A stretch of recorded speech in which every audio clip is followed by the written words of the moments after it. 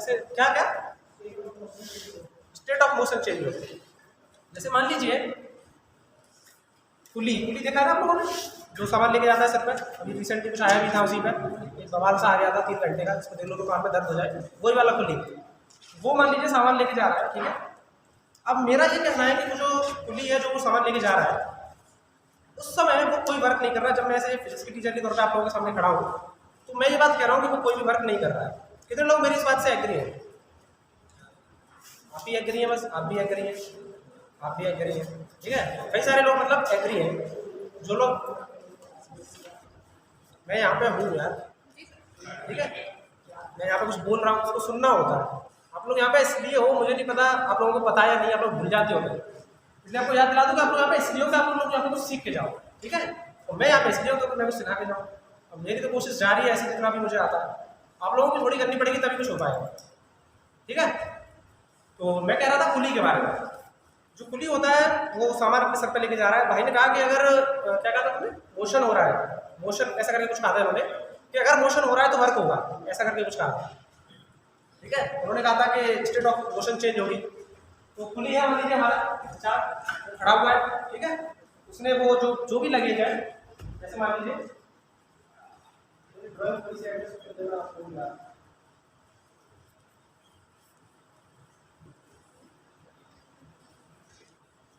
ये ब्लॉक है, ये पुली है, ठीक है। इसके ऊपर मास रखा हुआ है, ये ब्लॉक का मतलब लगेज है कोई, ये रखा हुआ है और ये ब्लॉक लेके इस तरफ जा रहा है, ठीक है। इस तरफ डायरेक्शन बहुत इंपॉर्टेंट है। इस डायरेक्शन से प्लीज बात मत करो आप लोग पीछे वाले, नहीं बैठना है तो कोई दिक्कत नहीं है, बाहर जा सकते हो, कोई कंपल्सन नहीं है, सरकारी है ये। इसी बात का तो सबसे ज़्यादा एडवांटेज है, पैसे तो लगने नहीं है। इच्छा हो तो बैठो, नहीं इच्छा हो तो जाओ, ठीक है, लेकिन बात मत करो प्लीज। तो ये जो है इस डायरेक्शन मोशन कर रहा है, दुनिया इसको ऊपर बैक रख रहा है, ठीक है। अब मैंने ये पूछा था, मतलब भाई ने बताया था कि अगर मोशन हो रहा है तो वर्क होगा। यहाँ मोशन हो रहा है, पुलिस इस तरफ जा रहा है, मोशन हो रहा है कि नहीं भाई, मोशन हो रहा है ना, पुलिस इस तरफ जा रहा है, तो क्या यहाँ पे वर्क होगा? मैंने आप लोगों से ये कहा कि मैं ये कहता हूँ एज अ फिजिक्स टीचर कि वर्क नहीं हो रहा। लेकिन ये बात आप स्टेशन पे मत कहिएगा, वैसे ही आपको मारेगा, क्या ठीक है, आप बहुत होशियार आगे जा रहे हैं, ठीक है। तो मैंने ये कहा था कि इस वाले केस में फिजिक्स की लैंग्वेज में कोई वर्क नहीं होगा। अब भाई रुक जा यार, रुक जा, रुको तो, ठीक है। तो वर्क जो टर्म है ना वो काफ़ी ऑर्डिनरी टर्म है, हम लोग काफ़ी समय से सुनते आ रहे हैं उसको, और इसीलिए क्या है कि उसके लिए थोड़ा सा एक्सप्लेन करना जरूरी है। वैसे मैं न करूँ तो भी आप लोगों को कोई दिक्कत नहीं है, मुझे समझ में आ रहा है, लेकिन मुझे थोड़ा लग रहा है कि मैं कर देता हूँ तो अच्छा। वर्क जो है बहुत ऑर्डिनरी टर्म है, हम बहुत बचपन से सुनते आ रहे हैं, लेकिन जो वर्क हमें स्टडी करने वाले हैं इस चैप्टर में खासतौर से फिजिक्स में, वो वर्क की कुछ लिमिटेशंस है, बहुत रिस्ट्रिक्टेड है, बहुत रिजर्व है, बहुत स्पेसिफिक है। हम उस वर्क में आपका वर्क, मेरा वर्क, नौकर ने कितना वर्क किया, गार्डनर ने कितना वर्क किया, वो सब कैलकुलेट नहीं करने वाले हैं। हम लोग जिस वर्क को कैलकुलेट करने वाले हैं वो बहुत स्पेसिफिक है। स्पेसिफिक कैसे है कि हम लोग यहाँ पे वर्क कैलकुलेट करने वाले हैं फोर्स का। जैसे आप लोगों ने अभी एनएलएम और फ्रिक्शन पढ़ा था, उसमें आप लोगों ने देखा होगा फोर्स। अब फोर्स क्या होता है, न्यूटन फर्स्ट लॉ आपने देखा होगा कि कोई भी बॉडी रेस्ट में तो रेस्ट में रहेगी, मोशन में तो मोशन में रहेगी, देखा होगा ना आप लोगों ने, सब पढ़ाया। तो उस फोर्स का क्या इम्पैक्ट हो रहा है हमारे ब्लॉक पे, हमारे ऑब्जेक्ट पे, उसी चीज को हमने डिफाइन किया हुआ है कि वो वर्क कर रहा है या वर्क नहीं कर रहा, ठीक है। ये है वर्क की डेफिनेशन। हमारे यहाँ पे क्या है कि वर्क जो है एक मतलब एक तरीके से ऐसा टर्म आप समझ लीजिए जिसकी वजह से क्या हो रहा है, ट्रांसफर ऑफ एनर्जी हो रहा है, ठीक है। मतलब एनर्जी ट्रांसफर हो रहा है दो बॉडीज के बीच में। जहाँ भी वर्क हो रहा होगा वहाँ पे दो बॉडीज होंगी मस्ट, एक वो बॉडी जो वर्क कर रही है और एक वो बॉडी जिसके ऊपर वर्क हो रहा है, ठीक है। जो बॉडी वर्क कर रही है मतलब जो बॉडी के ऊपर वर्क हो रहा है उस बॉडी की एनर्जी या तो लूज हो रही होगी या गेन हो रही होगी, वो हम अभी देखेंगे। और जो बॉडी वर्क कर रही है उसकी एनर्जी में भी कुछ अंतर आ रहा होगा, ठीक है। तो बेसिकली जो वर्क हम यहाँ पे डील करने वाले हैं वो वर्क क्या है, ट्रांसफर ऑफ एनर्जी। लेकिन ट्रांसफर ऑफ एनर्जी तो बहुत तरह का है, जैसे मैं आप लोगों के साथ बोल रहा हूँ तो मेरी एनर्जी जा रही है साउंड के फॉर्म में, आप लोगों को सुनाई दे रही होगी, कुछ लोग तो नहीं सुन रहे, जो सुन रहा है उनको सुनाई दे रही होगी। तो मेरी एनर्जी वेस्ट हो रही है, मतलब एक तरीके से अगर मैं कहूँ आप लोग सुन रहे हैं तो इन्वेस्ट हो रही है आप लोगों के थ्रू, क्योंकि आप लोगों को नॉलेज मिल रही है, तो उसमें भी एनर्जी ट्रांसफॉर्मेशन क्रिएट हो रहा है, मतलब मेरी एनर्जी आप लोगों को जा रही है साउंड के थ्रू। लेकिन क्या ये वर्क है? बिल्कुल नहीं, क्योंकि फिजिक्स की लैंग्वेज में जो वर्क डिफाइन है वो है transfer of energy through displacement, ठीक है। ये वर्क की डेफिनेशन है। Transfer of energy through displacement जब होगा उस चीज को हम लोग कहेंगे वर्क, ठीक है। तो ये वर्क की थोड़ी सी डेफिनेशन थी, इसलिए मैंने आप लोगों को बताया। डायरेक्ट आप लोग यही बोलते हैं अगर आपसे कोई भी वर्क के बारे में पूछता तो, ठीक है। लेकिन वो सही चीज नहीं है। वर्क की डेफिनेशन ये है कि ट्रांसफर ऑफ एनर्जी वो थ्रू डिस्प्लेसमेंट। अगर ऐसा हो रहा है हम कहेंगे कि वर्क हो रहा है, और अगर ऐसा नहीं हो रहा है तो उसको नहीं कहेंगे कि वर्क हो रहा है। ठीक है, क्लियर है सभी लोगों में? हाँ ना, उसको बोला करो। Very good. अब एक वर्क का फॉर्मूला है, एडिमेडिक आपको डालने का वैसे लग तो नहीं रहा, मैं कोई लिख भी रहा हूँ, लिख रहा होगा तो बता दे रहा हूँ। वर्क शुरू कर रहा हूँ, वर्क के बाद जो भी टॉपिक शुरू करूँगा उसको भी मतलब बता दूंगा कि ये टॉपिक चल रहा है। ठीक है, वर्क। अब एक वर्क का फॉर्मूला है, जैसे मैंने बताया था f(x cos थीटा), ठीक है, वो थोड़ा एब्सर्ड सा भी है बिकॉज़ उसमें फील नहीं आती है, तो इसलिए मैं जो फॉर्मूला लिख रहा हूँ उसको लिख लीजिए ना, f वेक्टर डॉट ds, ठीक है, और इसका integration from initial position to final position. अगर इसको आप बाद में बहुत बुरे से लिखेंगे में देखोगे तो वही निकल के आता है f(x cos थीटा), लेकिन ये स्टैंडर्ड फॉर्म है। ठीक है, f वेक्टर डॉट प्रोडक्ट जानते हैं लोग, डॉट प्रोडक्ट जानते हो ना सभी लोग? डॉट प्रोडक्ट स्केलर होता है या वेक्टर होता है? स्केलर होता है। a dot b is equals to a mod b mod cos theta. Physics का बेसिक सा पहला लेक्चर आप लोगों ने पढ़ा होगा। ठीक है, a vector dot b vector equals to a mod b mod cos theta. अब देखिए a का जो मॉडुलस है ये भी एक स्केलर क्वांटिटी है, b का जो मॉडुलस है वो भी एक स्केलर क्वांटिटी है, और cos थीटा तो एक स्केलर क्वांटिटी है ये, तो इसलिए ये जो प्रोडक्ट क्या आएगा, स्केलर आएगा, मतलब इसका जो रिजल्ट है वो एक स्केलर होगा, वो वेक्टर नहीं होगा। वेक्टर क्या होता है? जिसमें मैग्नीट्यूड हो और डायरेक्शन हो। जानते हो ना ये लोग ये चीज? वेक्टर क्या होता है? जैसे मान लिया मैं लिखा हूं ये वेक्टर मतलब आई कैप का मतलब क्या है कि आई कैप का डायरेक्शन होगी, इसका जो मैग्नीट्यूड होगा, जो इसकी लेंथ होगी वो होगी 1। ठीक है, तो इसका जो रिजल्ट है वो स्केलर है, तो इसलिए वर्क भी क्या है, स्केलर क्वांटिटी है, क्योंकि ये दो टर्म्स का vector product, sorry dot product है। ठीक है, फोर्स है, ds क्या है? डिस्प्लेसमेंट। बहुत छोटा सा डिस्प्लेसमेंट अगर हो रहा है तो ds, और बहुत लंबा हो रहा है तो उसको इंटीग्रेट करेंगे initial position to final position. ठीक है, क्लियर है ये? बस अब इसी को लिख देते हैं आगे वाली फॉर्म में, w f * s * cos theta. ठीक है, ये थीटा क्या है? Angle between f and x। लेकिन यहाँ पे जैसे मान लीजिए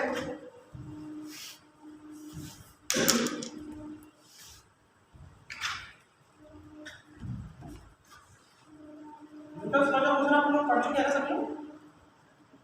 हाँ बोलना है, बता दे रहा हूँ, वैसे आप लोगों को पता ही नहीं है। हाँ बोलना है सवाल का। ठीक है, जब मैं पूछ रहा हूँ कि न्यूटन का जो क्वेश्चन पढ़ चुके हो तो आप लोगों को क्या बोलना है?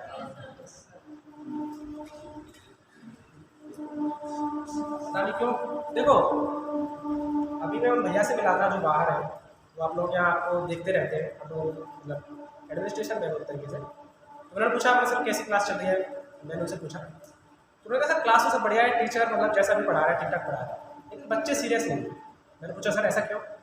आप देखिए आप लोग 12th में हो, मतलब अच्छे खासे फैमिली से हो, पढ़े लिखे हो, आगे चल के इंजीनियर करने वाले हो, कुछ लोग और कुछ करने वाले हैं, मतलब अच्छे खासे वेल एजुकेटेड फैमिली से हो, और वो व्यक्ति मुझे लगता है आपके जितना पढ़ा हो, क्योंकि अगर वो होता तो यहाँ पे पढ़ रहा होता।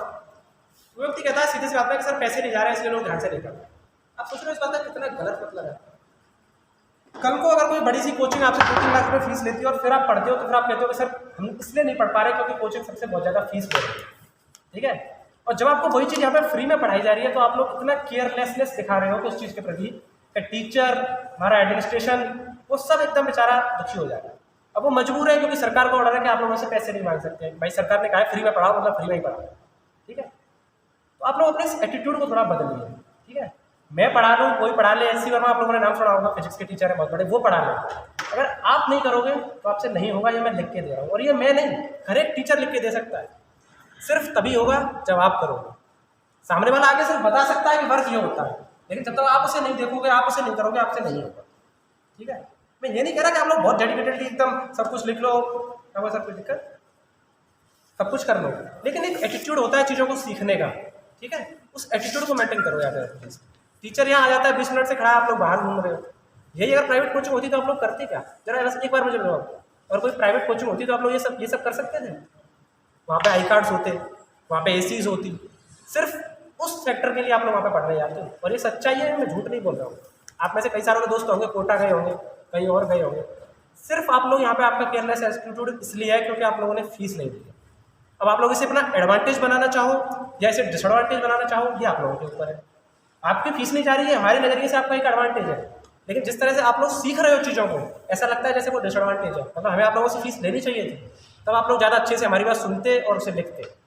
पिछली क्लास में मैंने ट्रिग्नोमेट्री की क्लास ली थी, मैंने सब कुछ मतलब लगभग 20-21 वो थी क्या कहते हैं उसके जो फॉर्मूले आप लोग जानते ही होंगे, sign A plus B cos A फलाना ढिकाना टाइप, वो सारे डेराइव किए।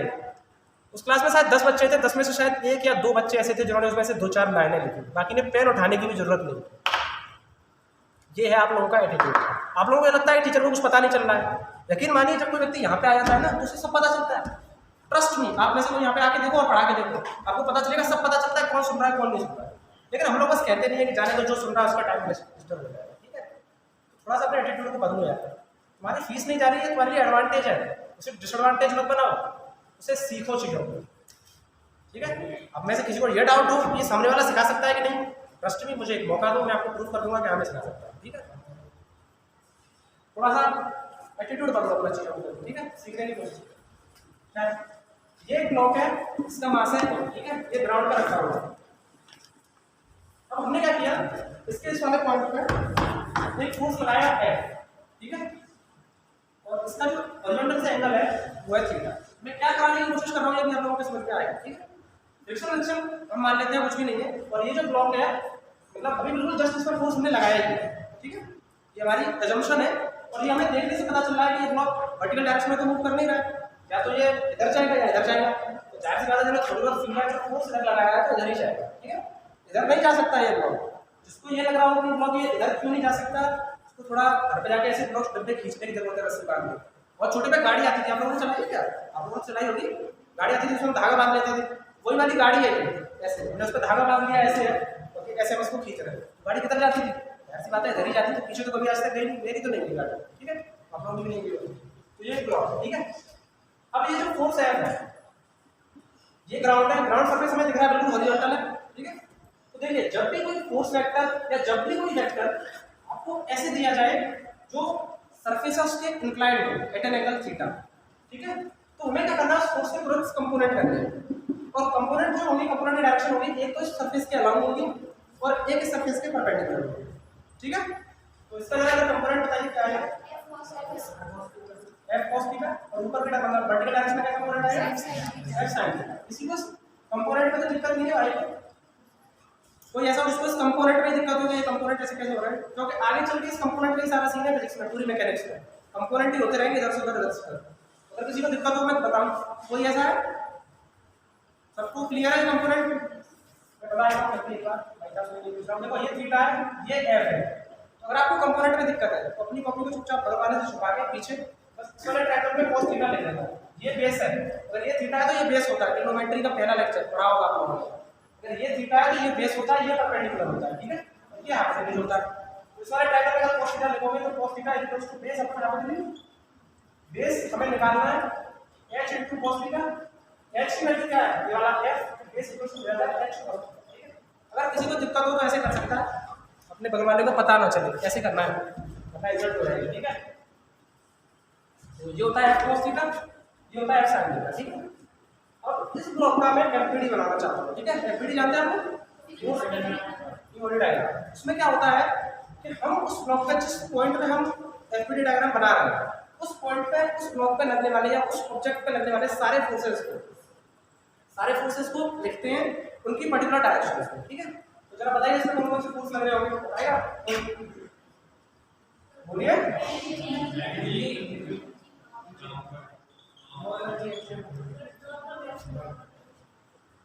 और इस f के हमने दो कंपोनेंट कर दिए, तो जरा बताइए f sin थीटा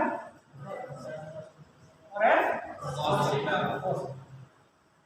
अब देखिए ये ब्लॉक इस वर्टिकल डायरेक्शन में मूव नहीं कर रहा है, ये बात हमें इसको देखने से पता चल रही है, ऑब्जर्वेशन है ये हमारी। ठीक है, ये हमारी ऑब्जर्वेशन है कि ये जो ब्लॉक है ये इस डायरेक्शन में मूव नहीं कर सकता। ठीक है, किसी को डाउट तो नहीं? जाहिर सी बात है अगर इस डायरेक्शन में मूव नहीं कर रहा है तो वर्टिकल डायरेक्शन में जितने भी फोर्सेस आ रहे होंगे उन सबका सम क्या होगा? 0 होगा। तो n अगर इस वाले डायरेक्शन में पॉजिटिव मान लेता हूं तो n plus f sin theta equals to m। ये मैंने डायरेक्ट लिखा है, सबको क्लियर है? कोई दिक्कत तो नहीं इसमें? अब इस ब्लॉक पे सिर्फ ये वाला जो फोर्स है f cos थीटा सिर्फ ये इस डायरेक्शन में आ रहा है। ठीक है, कहने का मेरा मतलब है जब मैंने आपको ये ब्लॉक दिया था मैंने कहा था कि इसका डिस्प्लेसमेंट या तो इधर हो सकता है या इधर हो सकता है। फिर हमने अपनी गाड़ी को खींच के पता लगाया था कि इसका डिस्प्लेसमेंट इधर ही हो सकता है। गाड़ी को खींचा था ना तब पता चला था कि इधर ही हो सकता है। जिस डायरेक्शन में ब्लॉक का डिस्प्लेसमेंट हो रहा है उस डायरेक्शन में जो फोर्स आया वो क्या है F cos थीटा। मतलब मेरे कहने का मतलब है कि ब्लॉक का कोई भी फोर्स लग रहा होगा उस फोर्स का वो वाला कंपोनेंट जिस डायरेक्शन में ब्लॉक का मोशन हो रहा है वही कंपोनेंट कंसीडर होगा वर्क निकालने के लिए। समझ गए आप लोग? फिर से बताता हूँ, ये जो ब्लॉक है इसका मास है m, इसका फोर्स लग रहा था F। इस F का हमने कन्वर्ट कर दिया F sin थीटा, ये कर दिया cos theta, F sin theta n से बैलेंस हो गया, लेकिन ये F cos थीटा रह गया। अब मैं पता चला कि इसका डिस्प्लेसमेंट टर्म उधर ही हो सकता है, तो जो भी फोर्स लग रहा है उस F का वो वाला कंपोनेंट जो डिस्प्लेसमेंट वेक्टर के अलाउंग है सिर्फ उसे लेंगे और वर्क निकालेंगे तो वर्क एकदम सही आएगा। इस बात से एग्री करते हैं आप लोग? जैसे मान लीजिए मैं इसका वर्क निकालना चाहता हूँ इस वाले उस पर, ठीक है, तो आप मैंने बताया था F cos थीटा बताया था ना हमने, लेकिन वर्क पर भाई नॉर्मल फोर्स निकालते हैं, ठीक है। वर्क पर भाई नॉर्मल फोर्स निकालते नॉर्मल का मैग्नीट्यूड इनटू डिस्प्लेसमेंट मान लेते हैं इधर कुछ हुआ होगा इसका S, ठीक है, तो S into cos theta. Normal force कैसे लग रहा है? ऐसे। डिस्प्लेसमेंट कैसे है? ऐसे। डिस्प्लेसमेंट और नॉर्मल के एंगल कितना है? 90। यहां पे क्या लिखेंगे? cos 90। तो वर्क बाय नॉर्मल क्या हो जाएगा? 0। वर्क बाय mg निकालते हैं, ये वाला जो mg है। mg कैसे लग रहा है? नीचे mg का मॉड इनटू s का मॉड इनटू डिस्प्लेसमेंट इधर है, इधर दोनों के बीच में एंगल चाहे स्क्वायर में ऐसे चलो वो इस पे डिपेंड है साइन पे, लेकिन है तो मतलब cos 90 आएगा, cos 90 value 0। Similarly f sin theta का भी 0 आएगा, ठीक है। f sin थीटा का 0 आएगा ना क्योंकि वो 90 एंगल है, तो वर्क डन सिर्फ किसकी वजह से आ रहा है? इस f cos थीटा की वजह से, ठीक है। तो कहने का मतलब ये है क्या इस ऑब्जर्व इससे हम ये कह सकते हैं कि कोई भी ब्लॉक हो, ठीक है, उस पर कोई भी फोर्स लग रहा हो उस फोर्स का सिर्फ वो वाला कंपोनेंट ले रहा है जिस डायरेक्शन में डिस्प्लेसमेंट हो रहा है। समझिए आप लोग? कौन सा कंपोनेंट लेना है? जिस डायरेक्शन में डिस्प्लेसमेंट है, और उससे मान निकालिए तो आपका आंसर सही आएगा। अब कोई कहते हैं कि अगर मैं इस वाले फॉर्मूले में जैसे इस वाले में वर्कर वाले फॉर्मूले f डॉट ds कर दूं, ठीक है, तो वहां से भी वही चीज आएगी। देखो f का मॉड इनटू s का मॉड इनटू इन दोनों के बीच में एंगल, ठीक है। लेकिन इस वाले एंगल में सिर्फ आपने इसको फॉर्मूले में रख दिया, आपको फील नहीं है उसको।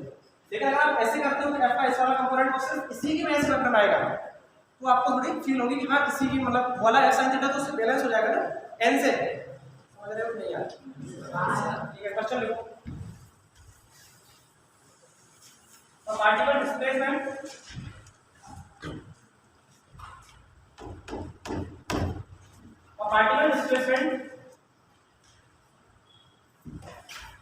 as tan j cap under the influence of particle displacement as tan j cap meter। समझते हैं? j cap meter under rotation, tan j cap, i cap j cap k cap पढ़े हैं ना, वेक्टर में पढ़े होंगे, तो वही है tan j cap, ठीक है, tan j cap मीटर। यार वो पिछले पेपर में क्या पढ़ा वो वाले ऐसे काटते हैं सामने पता नहीं कौन देख रहा है।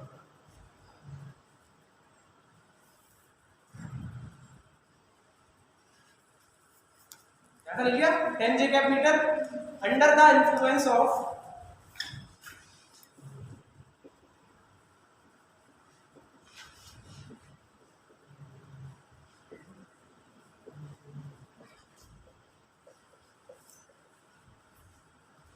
particle displaces as tan j cap under the influence of f vector equals to 2i cap plus 5j cap plus 15k cap। ठीक है सबने? फाइंड द वेक्टर 50, ठीक है ना? मैं कर देता हूं। देखो अभी जो मैंने इतनी सारी थ्योरी बताई थी, चलो पहले फॉर्मूले से करेंगे। Vector equals to f vector dot ds vector. सबने क्वेश्चन तो लिख लिया ना? कोई ऐसा नहीं जिसने क्वेश्चन ही नहीं लिखा हो? लिख लिया सबने? क्वेश्चन समझ में आ गया? सचिन भाई कहाँ है? सचिन भाई क्वेश्चन समझ में आ गया? डिस्प्लेसमेंट हो रहा है ऐसे, एफ वेक्टर है ऐसे, हमें निकालना है वर्क डन, ठीक है। उस वाले फॉर्मूले में रखेंगे आपने क्या कहता है? ds का छोटा सा वेक्टर, लेकिन इसको इंटीग्रेट कर दोगे तो क्या हो जाता है? s वेक्टर, ठीक है। ये हो गया f vector dot s vector, dot product करना है 2i cap plus 5j cap plus 15k cap dot tan j cap, ठीक है। अब देखो i cap dot j cap 0 होता है, जानते हो? आई कैप डॉट जे कैप 0 होता है, जानते हो ना सब लोग। ये है आई कैप, ठीक है, ये है जे कैप, ठीक है, और ये होता है डॉट मतलब ऐसे जे कैप, ठीक है। तो आई कैप और जे कैप के बीच में एंगल कितना है 90 डिग्री, cos 90 हो जाएगा 0। सिमिलरली जे कैप यहाँ पे आई कैप डॉट जे कैप करेंगे तो कितना आ जाएगा 90, तो cos 0 पर आ जाएगा 0, ठीक है। तो आई कैप डॉट जे कैप 0 हो जाएगा, जे कैप डॉट जे कैप 1 होगा और के कैप डॉट जे कैप भी 1 होगा, 5 टू 10 हो जाएगा 50। ये तो था डॉट प्रोडक्ट से आंसर। अरे सॉरी, जे कैप और जे कैप तो 1 होगा ना, क्या किया मैंने, अरे अब 0 यार समझ जाओ ना, थोड़ा 0 हो जाता है, ठीक है। तो के कैप और जे कैप भी 0 हो जाएगा, ठीक है। तो जे कैप और जे कैप क्या हो जाएगा 1, मतलब केवल ये दोनों आएंगे 50 हो जाएगा, ठीक है। लेकिन ये तो था कि आपने कैलकुलेशन किया, लेकिन अभी जो मैंने बताया था फोर्स का सिर्फ वो वाला कंपोनेंट आपको वर्क डन देगा जो आपके डिस्प्लेसमेंट के अलाउंड है। अब डिस्प्लेसमेंट किस डायरेक्शन में हो रहा है, जे कैप में, तो आपको इतना सब कुछ करने की जरूरत नहीं है, सिर्फ इसमें वो वाला कंपोनेंट ढूंढना था जे कैप के अलाउंड। जे कैप के अलाउंड कौन सा वेक्टर है, सिर्फ ये वाला, केवल यही वाला वेक्टर ऐसा है, मतलब फोर्स का ये वाला कंपोनेंट ऐसा है जो हमें वर्क देगा, सीधे इसको मल्टीप्लाई कर देते हैं तो क्या आंसर आएगा, ठीक है। ये सिर्फ मैंने इसलिए बताने के लिए किया है कि आपको थोड़ा आइडिया रहे कि कौन सा कंपोनेंट लेना है, ठीक है, क्लियर। चलिए नेक्स्ट क्वेश्चन लिखिए। देखिए मैंने जिस तरह से फिजिक्स सीखी है उसमें क्या है कि फिजिक्स और मैथ्स में थोड़ा सा अंतर है, मैथ्स में भी कैलकुलेशन है, फिजिक्स में भी कैलकुलेशन है। जैसे मेरा एक दोस्त था, वो रोटेशन मोशन पढ़ता था 12th में, तो टॉर्क एक चीज उसमें जानते हैं, टॉर्क आप पढ़ा होगा, टॉर्क रोटेशन मोशन में है चीज, तो फॉर्मूला होता है उसका, उसको भी पढ़ा होगा। तो वो फॉर्मूले से तो निकालने का था, लेकिन उसको फील नहीं थी कि टॉर्क होता क्या है, ठीक है। जब हम पढ़ेंगे तो आपको फील आएगी। तो मेरा इनमें से यही रहता है कि आपको थोड़ा क्वेश्चन से कराओ ताकि आप लोगों को थोड़ा क्वेश्चन की फील भी रहेगी, मतलब वो क्या है, ठीक है। क्वेश्चन लिखिए करना जल्दी से, आ गया भाई क्वेश्चन। चलिए मैं लिख देता हूँ, आप लोग लिखिएगा।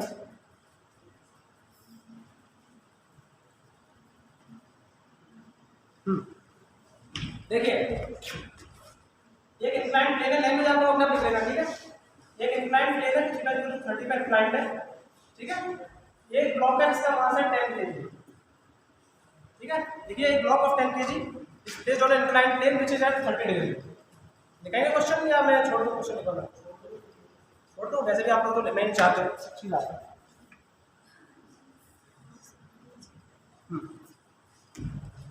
इसको लिखना है तो लिख सकते हैं कि ब्लॉक है जिसका मास है 10 kg, वो प्लेस्ड है on inclined plane theta equal to 30 degree, moving constant velocity से, ठीक है। कांस्टेंट वेलोसिटी से मूव कर रहा है 10 मीटर पर सेकंड से।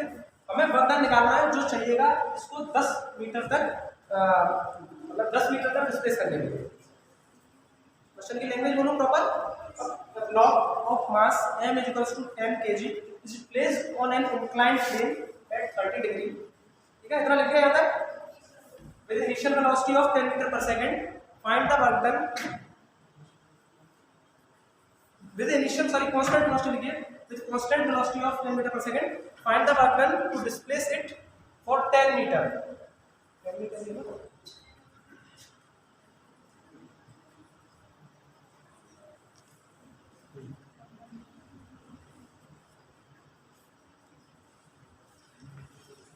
चलिए आइए लिख लिया सभी ने क्वेश्चन।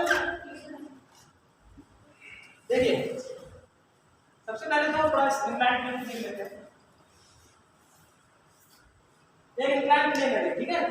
अब जरा सोचिए, देखिए अगर यहाँ पे है ऑब्जेक्ट, ठीक है, तो जाहिर सी बात है उसको इधर मूव करना चाहिए, ठीक है। ये तो सबको समझ आ रहा है, बस मेरे पास में झूले लगे रहते हैं, बच्चे यहाँ बैठ जाते हैं, फिर यहाँ से यहाँ पे आते हैं, इसको ये डाउट नहीं है कि यहाँ से इधर चला जाएगा, मतलब इंक्लाइंड बहुत लंबा है, ऐसा सोचिए इंक्लाइंड छोटा बहुत लंबा है, तो अगर वो यहाँ पे है तो इधर ही मूव करेगा, ठीक है। विदाउट फिजिक्स पढ़े हुए भी आप ये बात बता सकते हैं कि वो इधर ही मूव करेगा, ठीक है। लेकिन हमारे वाले केस में क्या हो रहा है कि ब्लॉक यहाँ पर रखा हुआ है और मूव किधर कर रहा है, इस डायरेक्शन में। जाहिर सी बात है ये अपने आप ऐसे मूव करेगा नहीं, इसका मतलब किसी ने इस पर फोर्स लगाया होगा, उस फोर्स की वजह से ये इधर मूव किया होगा, ठीक है। क्वेश्चन में ऐसा कुछ भी नहीं दिया होगा। इसका मतलब अगर आपको इतनी फील नहीं है कि मतलब ब्लॉक मूव कर रहा है तो उसको लगाने के लिए फोर्स चाहिए, तो वो फिर आपको ये क्वेश्चन नहीं करेगा, समझ रहे हैं। मैं किसी बता रहा हूँ सर, अगर कोई इंक्लाइंड प्लेन में है तो ऑब्जेक्ट इधर मूव करेगा नेचुरली, लेकिन हमारे वाले केस में क्या हो रहा है कि वो इधर मूव कर रहा है, तो जाहिर सी बात है किसी और ने उस पर फोर्स लगाया होगा, उस फोर्स का कुछ रिजल्टेंट आया होगा, इस वजह से वो इधर मूव कर रहा है, समझ रहे हैं आप ये लोग। उस फोर्स को मान लेते हैं F, ठीक है। अब जरा इसका डायग्राम वो एफबीडी बनवाइए। इस फ्लैट प्लेट पे है ये पार्टिकल और ये मान लीजिए यहाँ कहीं पहुंच गया, इसका मास है एफबीडी एमजी एन एन लगेगा कि नहीं? नॉर्मल रिएक्शन ऐसे लगेगा, ऐसे लगेगा, ऐसे लगेगा।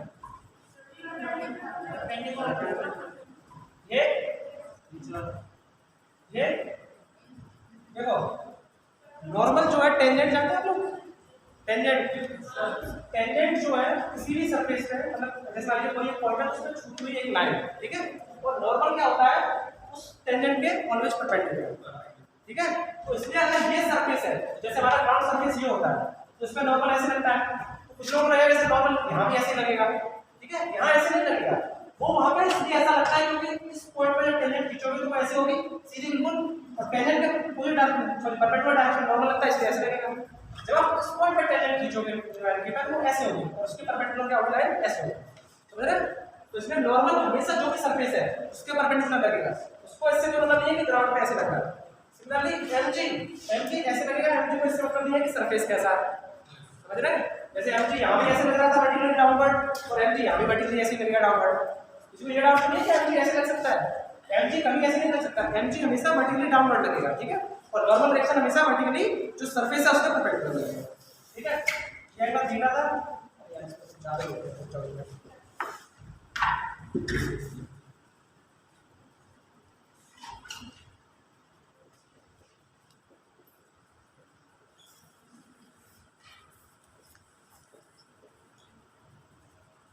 ठीक है, अब बताओ जरा एमजी का, हाँ एक और बात, अब देखो ये एमजी जो है वर्टिकली डाउनवर्ड डायरेक्शन में, एन जो है जो सरफेस है उसके परपेंडिकुलर डायरेक्शन में एग्जैक्ट, ठीक है। देखो मैंने अभी क्या बताया था कि जो भी सरफेस है अगर कोई भी फोर्स है वो सरफेस से किसी एंगल पे है तो हमेशा उस फोर्स के कंपोनेंट करो एक उस सरफेस के पैरेलल और एक उस सरफेस के परपेंडिकुलर, ठीक है। तो ये जो फोर्स है ये देखो इस सरफेस से एंगल पे है, ये एंगल थीटा है तो ये एंगल कितना होगा क्या 90 माइनस थीटा, ठीक है, और ये एंगल कितना होगा थीटा, ये पूरा एंगल 90 है ना, देखो इसके परपेंडिकुलर एंगल है। तो mg के दो कंपोनेंट करेंगे, एक इस डायरेक्शन में जो सरफेस के परपेंडिकुलर होगा और एक इस डायरेक्शन में जो सरफेस के पैरेलल होगा, ठीक है। तो mg का सारा कंपोनेंट बताओ फिर mg मतलब ये वाला जो कंपोनेंट है वो कितना होगा mg sin थीटा। अब देखो हमें ये पता है कि ये वाला जो ब्लॉक है ये मतलब वर्टिकल डायरेक्शन में कोई भी मोशन नहीं कर रहा, या तो ये इंक्लाइंड प्लेन पे इधर जा सकता है या इस इंक्लाइंड प्लेन पे इधर जा सकता है, ऊपर नीचे नहीं जा सकता ना। तो इसका मतलब क्या है जो भी फोर्सेस सरफेस के परपेंडिकुलर लग रहे हैं उनका सम 0 होना चाहिए, ठीक है। n इक्वल टू कितना आएगा mg cos थीटा, ये मैंने डायरेक्ट लिखा है, क्लियर है सबको? देखो n इस डायरेक्शन में लग रहा है, mg cos थीटा इस डायरेक्शन में लग रहा है, ठीक है। Sum of net external forces equals to mass into acceleration, Newton second law. Now आप लोगों ने इस डायरेक्शन में कोई मोशन हो नहीं रहा है, केवल दो फोर्सेस लग रहा है, n उस डायरेक्शन में mg इस डायरेक्शन में, तो इस वाले डायरेक्शन को पॉजिटिव ले लेंगे तो n minus mg cos theta equals to 0, n equals to mg cos theta, ठीक है। अब देखो इस डायरेक्शन में क्या फोर्स आ रहा है mg sin थीटा, यही वो फोर्स है जिसकी वजह से हम कहते हैं कि बच्चा जब यहां पे बैठ जाता है तो सीधा नीचे आ जाता है उस वाले स्लोप पे, वो कौन सा फोर्स होता है mg sin थीटा, ठीक है। तो हमें क्या करना है एक ऐसा फोर्स लगाना है जिसकी वजह से mg sin थीटा जो है ये कंपेंसेट हो जाए, मतलब mg sin थीटा और उस वाले f का फोर्स जो सम है वो 0 हो जाए और इसकी कुछ इनिशियल वेलोसिटी हो। फ्रिक्शन हम मान नहीं रहे कि फ्रिक्शन हो रहा है, एयर फ्रिक्शन हमारे जीवन में होता नहीं है। इस ब्लॉक पे ये ऊपर क्यों नहीं जा रहा है, तो इसमें mg cos थीटा नीचे कंपोनेंट आ रहा है, ठीक है। तो हम क्या करेंगे कि एडिशनल एक ऐसा फोर्स लगाएंगे जिसकी वैल्यू एग्जैक्टली इक्वल टू इसको mg sin थीटा को और इसकी कुछ इनिशियल वेलोसिटी कुछ मशीन से लगा के दे देंगे इसको और उसके बाद जीवन भर ऐसे ऊपर चढ़ता रहेगा जब तक ये इंक्लाइंड प्लेन है। समझ गए आप लोग मैं क्या कह रहा हूं? देखो इस वाले केस में हमने फ्रिक्शन कंसीडर नहीं किया है, अगला वाला जो क्वेश्चन करेंगे उसमें फ्रिक्शन है, तो अभी फ्रिक्शन नहीं है, कुछ लोग कह रहे हैं फ्रिक्शन कहां गया, तो इसमें पहले बता रहा हूं इस वाले केस में फ्रिक्शन एब्सेंट है, फ्रिक्शन के बारे में कुछ भी नहीं बोला है, ठीक है। केवल ये वाला कंपोनेंट है mg sin थीटा, इसके ब्लॉक नीचे आने की कोशिश कर रहा है, तो हम क्या करेंगे उतना ही force m equals to mg sin theta के बराबर जस्ट लगा देंगे तो ये ब्लॉक ऊपर चलता रहेगा। ये बात क्लियर है सभी लोगों को? Yes yes. m equals to कितना होगा mg sin थीटा, जो मैंने आपको बताया था कि कोई हमें फोर्स एडिशनली लगाना पड़ा होगा जिसकी वजह से ये ब्लॉक ऊपर जा रहा है। मैंने सबसे पहले क्या पूछा था कि ब्लॉक नीचे आना चाहिए, लेकिन क्वेश्चन में बोला उसने ऊपर जा रहा है, तो कौन सा फोर्स रहा होगा, जिसकी वजह से ये फोर्स, जिसकी वजह से ये ब्लॉक ऊपर जा रहा है। ये बात क्लियर है सभी लोगों को। अब उसने क्या पूछा था, वर्क पूछा था। वर्क क्या होता है, F vector dot ds vector. अब देखो इसका डिस्प्लेसमेंट किस डायरेक्शन में हो रहा है, इसी डायरेक्शन में हो रहा है, डिस्प्लेसमेंट इसी डायरेक्शन में हो रहा है ना, और उसका हमसे इसी f का ब्लॉक, इसी f का वर्क पूछा है, तो फोर्स भी इस डायरेक्शन में, डिस्प्लेसमेंट भी इस डायरेक्शन में, तो दोनों का एंगल कितना हो गया 0। तो f * s * cos theta, cos theta की वैल्यू 0 रख देंगे, s की वैल्यू उसने दी हुई है sin 10, m उसने दिया हुआ है 10 किलोग्राम, g की वैल्यू दी हुई है 10 sin 30, sin 30 तो जानते हैं क्या आप लोग 1/2, तो वर्क निकल आएगा। ठीक है, समझ गए। न्यूमेरिकल नहीं करा रहा हूं मैं आप लोगों को बता रहा हूं मतलब कैसे मोशन हो रहा है। ठीक है, समझ गए आप लोग। फिर से बताओ, किसी को कोई दिक्कत नहीं है किसी को। नेक्स्ट क्वेश्चन देखो मेरे भाई, ये वाला ब्लॉक है, क्वेश्चन ने कहा है कि हमें वर्क निकालना है 10 मीटर का। ये मतलब हमें क्वेश्चन ने बताया हुआ है कि ये ब्लॉक में 10 मीटर तक ऊपर जा रहा है और हमें वर्क निकालना है। ठीक है, अब जब हमने इस ब्लॉक को देखा तो ये हम जानते हैं बचपन से, अगर कोई भी मान लो स्लोप ऐसे है, ठीक है, और कोई चीज इस तरह रखी हुई है तो ये नीचे आएगी, ये हमें फील है। ठीक है, फील है कि नहीं तुम्हें? आज अपने घर पे जाना और जो होता है ना घर पे चढ़ने का वो स्लोप सा, उस पर कुछ कॉइन या कुछ भी रख के देखना तो वो नीचे ही आएगा, ऊपर नहीं आएगा, ऊपर नहीं जा सकता। लेकिन क्वेश्चन में उसने बोला है कि वो ऊपर जा रहा है, ऊपर जाएगा सर 20 सेंटीमीटर से बड़ा होगा ना तो ऊपर जाएगा। मैंने क्या कहा था, इसलिए तो मैंने कहा था इनिशियल वेलोसिटी थोड़ी सी दी है, जस्ट मैंने बोला था ना इनिशियल वेलोसिटी थोड़ी सी दी है, मशीन से बोला था ना, मशीन से इनिशियल वेलोसिटी दिया उसने। देखो भाई का क्वेश्चन समझ लो थोड़ा सा, एक मिनट। भाई का क्वेश्चन है कि ये वाले डायरेक्शन में तो बैलेंस हो गया, जैसे f इधर लग रहा है, mg sin थीटा इधर लग रहा है। ठीक है, जरा इस डायरेक्शन में लगाते हैं, डायरेक्शन को पॉजिटिव लेंगे, f - mg sin theta equals to mass into acceleration. ठीक है, एक्सीलरेशन 0 है तो f की वैल्यू mg sin थीटा। अब भाई का सवाल है कि जब mg sin थीटा के बिल्कुल बराबर हो गया तो ये ऊपर कैसे जा रहा है? सही क्वेश्चन है, बहुत अच्छा। ठीक है, लेकिन आपने पढ़ा होगा रेक्टिलिनियर मोशन में कि जब एक्सीलरेशन 0 होता है तो वेलोसिटी क्या हो, कांस्टेंट हो। क्वेश्चन में शायद बोला है मैंने, आपने भूलाया नहीं, पर वेलोसिटी कांस्टेंट है उसमें, मैंने बोला था ना इनिशियल ऑब्लिक कांस्टेंट, बोला था ना मैंने कांस्टेंट वेलोसिटी भाई, तो समझ गए ना कांस्टेंट वेलोसिटी है, इसका मतलब एक्सीलरेशन क्या होगा 0। इस वाली कंडीशन से आ गया f = mg sin थीटा। ठीक है, लेकिन वेलोसिटी कांस्टेंट है। ठीक है, एक्सीलरेशन नहीं हो रहा उसका। तुम लोग भाई का क्वेश्चन समझ गए कि नहीं? उसका क्वेश्चन है जैसा हम एनएलएम में करते आ रहे थे बचपन में कि जब हम इक्वेशन को मतलब बैलेंस कर देते थे इसको, तो उसका इसका कोई मोशन ही नहीं होना चाहिए। समझ रहे हो आप लोग? भाई का क्वेश्चन क्या है, जब f = mg sin थीटा होगा तो उसका कोई क्वेश्चन मतलब इसका मोशन ही नहीं होना चाहिए, एक्सीलरेशन 0 हो गया। लेकिन भाई एक्सीलरेशन 0 होते हुए भी वेलोसिटी कांस्टेंट हो सकती है। ठीक है, तो मैंने क्वेश्चन में बोला स्पेशली कांस्टेंट वेलोसिटी से ऊपर जा रहा है, मैंने बोला था ना, तो समझ गए ना? डाउट क्लियर हो गया भाई? Very good. अगला क्वेश्चन देखो,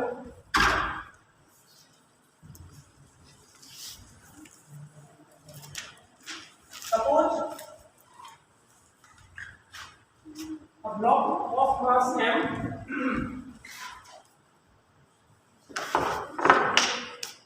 suppose a block of mass m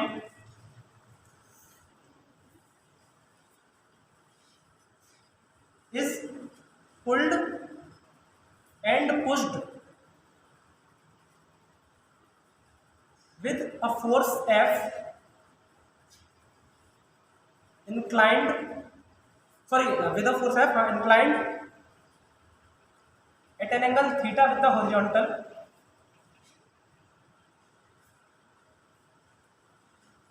the ground surface, full stop डाल के लिखिए, the ground surface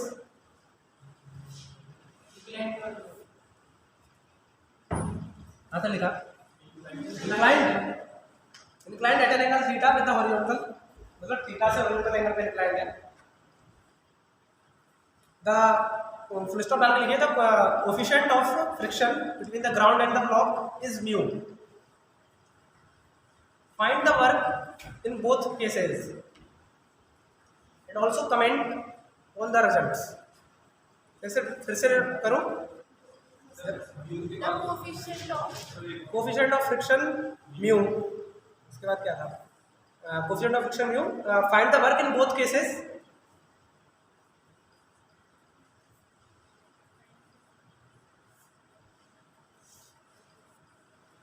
find the work in both cases and also comment on the result. मतलब आप लोगों को जो भी वर्क आया है उसमें थोड़ा मतलब देखना है कि कौन सा ज़्यादा है कौन सा कम। सचिन भाई क्वेश्चन समझा देता हूँ सुनो। लैंग्वेज आप लोगों ने सबने लिख ली ना, ठीक है। देखो सुनो क्वेश्चन क्या है। क्वेश्चन में क्या है कि एक ब्लॉक रखा हुआ है, ठीक है, एम, इसका मास ये इधर आप लोगों को दिखता है, पीछे आप लोगों को यहाँ पे लाइट वाइट नहीं रखती, ठीक है। चलो एक ब्लॉक रखा हुआ है, इसका मास है क्या, ठीक है। अब उसने कहा है कि इसको पुश्ड और पुल्ड, मतलब दो केसेस है। पुश्ड और पुल्ड तो जानते हैं ना, पुल मींस खींचना और पुल मींस पुश मींस मतलब धक्का देना ऐसे। ये ब्लॉक है और उसमें है दो केसेस है, एक में इसको पुल्ड किया गया है, एक में इसको पुश्ड किया गया है through a force F inclined at an angle of theta with the horizontal, ठीक है। तो पहले केस में हम क्या कर लेते हैं, इसको पुल कर लेते हैं, ठीक है। ये वाला केस पुल का है, समझ गए ना। पुल किसी चीज को खींचना होता है, गाड़ी वाला सीन, गाड़ी चलाते छोटे में, और इसको क्या कर रहा है, pull at an angle theta with the horizontal, ठीक है। इस वाले केस में क्या हो रहा है, हम इसको पुश कर रहे हैं at an angle theta with the horizontal, ठीक है। अब यहाँ पे फ्रिक्शन है तो ये नहीं कहेगा, ठीक है, इसलिए मैंने फ्रिक्शन कोएफिशिएंट भी बोला हुआ है, ठीक है। फ्रिक्शन है न्यू। और हाँ एक लाइन और लिख लीजिए, मतलब डिस्प्लेसमेंट हो रहा है कुछ ना कुछ, तो मतलब वही वर्क डन निकालना है, डिस्प्लेसमेंट तो वही होगा, तो डिस्प्लेसमेंट लिख लीजिए डी, ठीक है, उसी वाले में।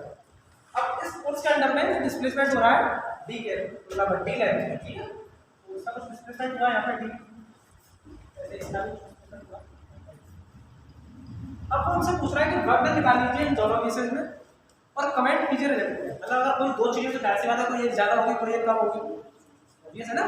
तो वो हमसे ये पूछ रहा है कि इसमें से मतलब कौन सा केस बेटर है, मतलब हमें कौन सा केस में ऐसा है जिसमें हमें कम वर्क करना पड़ेगा और लगभग आउटपुट तो सेम ही मिल रहा है, क्योंकि दोनों में जो ब्लॉक है वो डी अमाउंट से आगे सेट हो रहा है, समझ रहे हैं ना। तो आउटपुट तो दोनों में सेम मिल रहा है, तो हमसे पूछ रहा है कि पुश और पुल में कौन सा मेथड जो है वो ज्यादा एफिशिएंट है, ठीक है। तो चलो शुरुआत करते हैं। देखो इस वाले ब्लॉक का एक्टिविटी बनाओ, एम इसका नीचे लग रहा होगा एम जी, आप लोग साथ ही साथ लिखते चला करो, ठीक है। जो भी मतलब लिखने में इंटरेस्टेड है तो प्लीज साथ ही साथ लिखा करो, ठीक है, क्योंकि यार थोड़ा टाइम मिलेगा, बहुत टाइम लिखने के लिए। इस पे कितना लगेगा, एफ का इधर कंपोनेंट अभी हमने किया था एफ cos थीटा, एफ का उधर कंपोनेंट कितना होगा F sin theta. Frictional force आप में से बहुत सारे लोग फ्रिक्शन पढ़े हैं, 26 तारीख को पढ़े थे, तो चलो पता है इसका फ्रिक्शन किधर लगेगा और क्या मैग्नीट्यूड होगा, और मैग्नीट्यूड क्या होगा, इस फ्रिक्शनल फोर्स का जो इस पे लगेगा इसका मैग्नीट्यूड क्या होगा, मतलब मैग्नीट्यूड समझते हैं ना, वैल्यू कितनी होगी u into n। देखिए फ्रिक्शनल फोर्स एक ऐसा फोर्स है जो हमेशा मतलब रेजिस्टिव फोर्स है, हमेशा मोशन का या मोशन की टेंडेंसी का अपोज करेगा।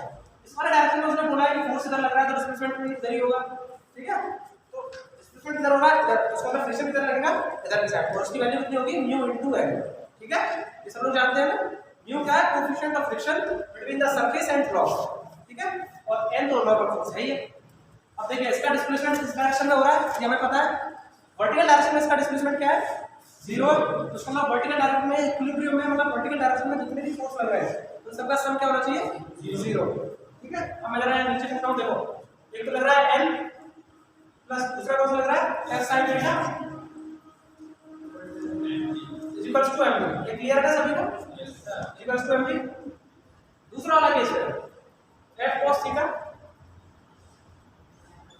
माइनस f इक्वल्स टू, इस वाले केस में मैंने लिखा है ये कांस्टेंट वेलोसिटी से मूव कर रहा है, ठीक है, वो जो पहले वाला केस था। अगर नहीं लिखवाया तो एक बार एक लाइन ऑर्डर कर लो, मूविंग विद कांस्टेंट वेलोसिटी, ऊपर ऐसे डाल के लिख देना यार कांस्टेंट वेलोसिटी, ठीक है। इसी वाले क्वेश्चन में मैंने अपने मन से बनाया, इसमें थोड़ा लैंग्वेज एफर्ट हो गया, ठीक है। समझ गए ना आप सभी लोग, कांस्टेंट वेलोसिटी से मूव कर रहा है, ठीक है, कांस्टेंट वेलोसिटी से मूव कर रहा है, इसका मास इनटू एक्सेलरेशन कितना होगा 0। कांस्टेंट वेलोसिटी से जब भी कोई ऑब्जेक्ट मूव करता है उसका एक्सेलरेशन कितना होता है 0। तो f cos थीटा की वैल्यू कितनी आ गई f, ठीक है। f की वैल्यू हम जानते हैं कितनी है mu into n, जानते हैं ना, mu into n, n हमने ऊपर से निकाला हुआ है कितना mg minus f sin theta, ठीक है, समझ गए ना। f sin थीटा उधर भेज दिया तो mg minus f sin theta हो गया, ठीक है। अब इस f को जरा कैलकुलेट करते हैं, कर लेते हैं, ठीक है। उसको करते हैं f cos theta plus mu F sine theta को उधर भेज दे रहा हूँ, ठीक है, वो माइनस साइन का उधर प्लस हो जाएगा, तो mu F sine theta is equals to mu M, ठीक है। तो एफ की वैल्यू कितनी आ जाएगी, mu M G upon cos theta plus mu M sorry mu sine theta. ये क्लियर है सभी को? देखो वर्टिकल डायरेक्शन में लिखा तो m plus f sin theta equals to mg लिख दिया, ठीक है, पहली इक्वेशन। हॉरिजॉन्टल डायरेक्शन में उसने हमें बताया कि कांस्टेंट वेलोसिटी से मूव कर रहा है, इसका मतलब एक्सीलरेशन क्या होगा, 0 होगा। तो f cos theta minus f equals to 0 लग गया, ठीक है। तो f cos थीटा की वैल्यू आ गई f, लेकिन हमें f तो उसने दिया ही नहीं है, मतलब हमें क्या पता है, f पता है, m पता है और थीटा पता है, क्योंकि इसने क्वेश्चन में बोला है, जो क्वेश्चन में बोला होता है वही हमें पता होता है, ठीक है। उसने क्या दिया है, f थीटा और m, तो हमें सारे वेरिएबल्स को इसी में सेपरेट करना है, कैसे ही करते हैं, ठीक है। तो n plus f sin theta equals to m ली, f cos theta equals to f, f की वैल्यू आप लोगों ने मुझे बताई म्यू इनटू n, n की वैल्यू मैंने यहां से उठा के रखी mg minus f sin theta, ठीक है। देखो f cos theta equals to mu mg आएगा, यहां पर ये आएगा minus mu f sin theta, ठीक है। इस माइनस को मैं इधर ले आया हूं, तो इधर आके प्लस हो जाएगा mu f sin theta equals to mu mg, सही से लिख देता हूं। तो f इक्वल्स टू आएगा mu into mg upon cos theta plus mu sin theta. Clear है ये सभी को? कोई दिक्कत तो नहीं इसमें? अब इस वाले कैसे बताइए आप, फिर से आप बताइए, बोलिए, कोई डाउट है? Mu M G cos theta plus mu sin theta, सबको दिख रहा है? नीचे लगा होगा क्या, ऊपर लगेगा m, इस साइड का कंपोनेंट और ये कंपोनेंट जो आएगा वो कितना आएगा, f cos थीटा, उसको लिख देता हूं इधर। अब जो कंपोनेंट आएगा वो इस तरीके से, मतलब ये जो फोर्स ऐसे है, ठीक है, उसका कंपोनेंट एक तो इस तरफ आएगा और एक इस तरफ आएगा, ठीक है। ये तो किसी को डाउट नहीं है कि इस तरह से आ जाएगा इसका कंपोनेंट। देखो ये जो वेक्टर है ये ऐसे दिया हुआ है, ठीक है। अब अगर आप लोगों को थोड़ा सा भी कंफ्यूजन हो तो जो भी वेक्टर आपको दिया हुआ है उस वेक्टर का ये होता है टेल पॉइंट, इस टेल पॉइंट को ओरिजिन पर रख के देखो ऐसे, ठीक है। अब देखो अगर इसके कंपोनेंट करोगे तो पॉजिटिव एक्स में आ रहा है और एक नीचे y नेगेटिव होता है ना, जानते हो ना। तो अगर किसी भी वेक्टर में थोड़ा सा भी कंफ्यूजन हो रहा है जिसके कंपोनेंट पॉजिटिव आएगा नेगेटिव आएगा, तुरंत उसके टेल पॉइंट को वहां पर रख के देखो ओरिजिन पर, और ओरिजिन के बाद उसके क्वाड्रेंट्स देख लो। इस वाले क्वाड्रेंट में x पॉजिटिव होगा, फोर्थ क्वाड्रेंट है 1 2 3 4, ये x पॉजिटिव होगा और y नेगेटिव होगा, इसका मतलब ये नीचे की तरफ आएगा, ठीक है। तो ये f sin थीटा, ये सबके समझ में आएगा ना, f sin थीटा नीचे क्यों आया और यहाँ पे ऊपर क्यों आया था, देखो यहाँ पे f sin थीटा ऊपर था ना, और यहाँ पे f sin थीटा कहाँ है, ये देखो फिर से वही चीज करेंगे ना, फ्रिक्शन ब्लॉक का जो मोशन है वो इसी डायरेक्शन में हो रहा है, डी डायरेक्शन में, ठीक है। तो फ्रिक्शन जो है इधर लगी ना, और फ्रिक्शन की वैल्यू कितनी होगी, म्यू इनटू एन, अब भी वही होगी जो पहले थी, ठीक है, लेकिन एन बदल जाएगा, ठीक है। देखो जरा अब इस डायरेक्शन में वर्टिकल डायरेक्शन में केवल ये एन लग रहा है, यहाँ पर सिर्फ एन है, बाकी दोनों फोर्सेस कहाँ है, नीचे के डायरेक्शन में है। तो अगर उस डायरेक्शन में पॉजिटिव ले लेंगे तो N minus M G minus F sine theta equal to 0, ये सही है क्या, जरा बताएंगे किसी को कोई दिक्कत इसमें? देखो एन इस वाले डायरेक्शन में लग रहा है, ऊपर वाले डायरेक्शन में एफ साइन थीटा और एम जी नीचे वाले डायरेक्शन में लग रहा है, ठीक है। इस डायरेक्शन को आप पॉजिटिव लेंगे तो एन ऊपर है तो ये दोनों नीचे की तरफ हो जाएंगे, तो N minus M G minus F sine theta, ठीक है। किसी कोई दिक्कत तो नहीं इसमें? एन की वैल्यू कितनी आ गई, M G plus F sine theta, ठीक है। अब वही काम जो यहाँ पे किया था, ठीक है, एफ cos थीटा की वैल्यू रख देंगे, एफ cos थीटा इधर लग रहा है इक्वल टू किसके बराबर होगा, इस फ्रिक्शन के बराबर, ये जो फ्रिक्शन यहाँ पे लग रहा है, ठीक है, equal to F cos theta, friction की वैल्यू बताइए जरा, आप जरा से आगे सॉल्व कीजिए, इन लोगों को नींद आ रही है, जरा सॉल्व कीजिए से आगे जल्दी। व्यू रखिए यहाँ पे, एन की वैल्यू रखिए यहाँ पे, और इस तरीके से मुझे रिलेशन बताइए जल्दी क्या आएगा, मुझे पता है आप लोग बताइए, ये प्रोडक्ट जल्दी करो।